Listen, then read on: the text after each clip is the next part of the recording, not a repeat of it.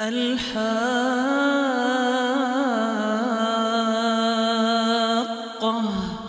ما الحاقة وما أدراك ما الحاقة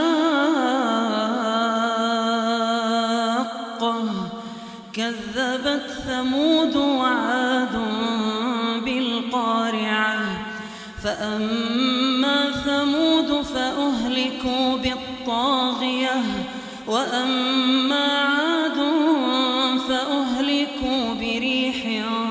صرصر عاتية سخرها عليهم 7 ليال و8 أيام حسوما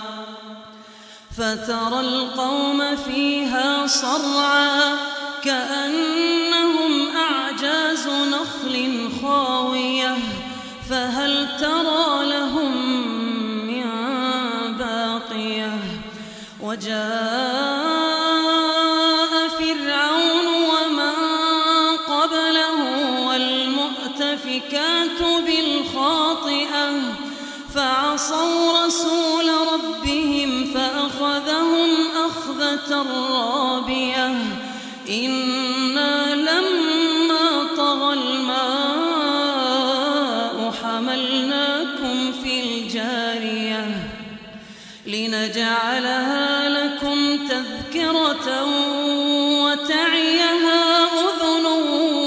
واعية فإذا نفخ في الصور نفخة واحدة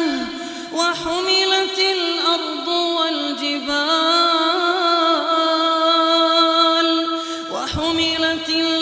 والجبال فدكتا دكة واحدة فيومئذ وقعت الواقعة وانشقت السماء فهي يومئذ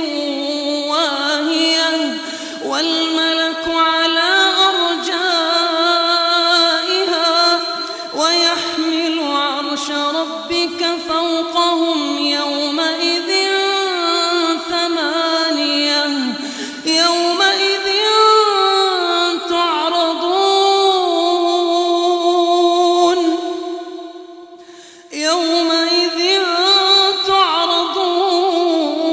تعرضون لا تخفى منكم خافية فأما من أوتي كتابه بيمينه فيقول هاؤم اقرءوا كتابيه إني ظننت أني ملاق حسابيه فهو في عيشة راضية في جنة عالية قطوفها دانية كلوا واشربوا هنيئا بما أسلفتم في الأيام الخالية وأما من أوتي كتابه بشماله فيقول يا ليتني لم أوت كتابيه ولم أدر ما حسابيه يا ليتها كانت القاضية ما أغنى عني ماليه هلك عني سلطانيه خذوه فغلوه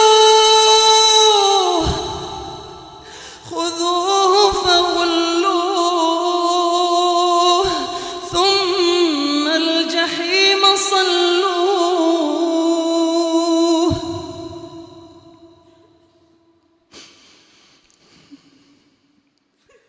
وأما من أوتي كتابه بشماله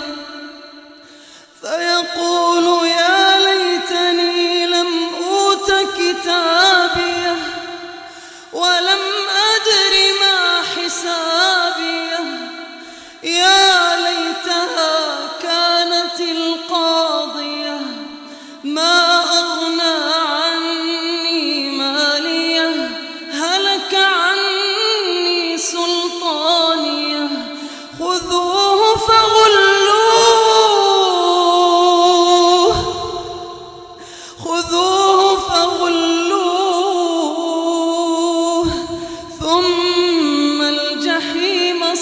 فصلوه ثم في سلسلة ذرعها 70 ذراعا فاسلكوه إنه كان لا يؤمن بالله العظيم ولا يحض على طعام المسكين فليس له اليوم هاهنا حميم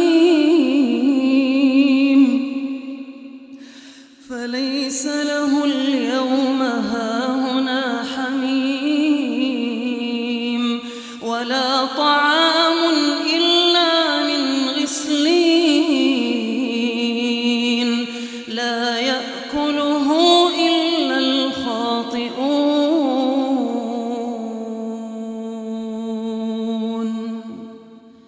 فلا أقسم بما تبصرون وما لا تبصرون إنه لقول رسول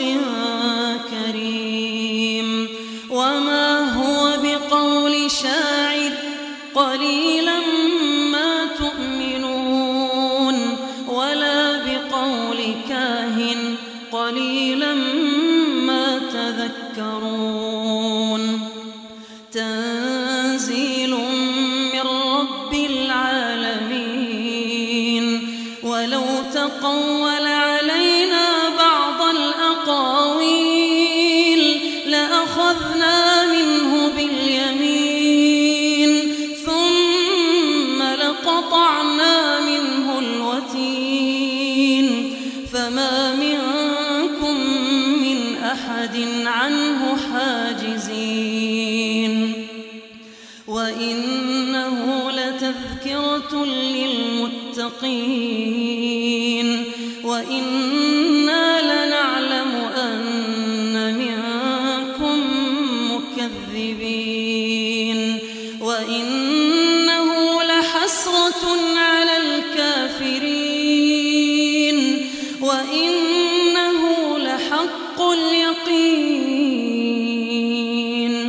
فسبح باسم ربك العظيم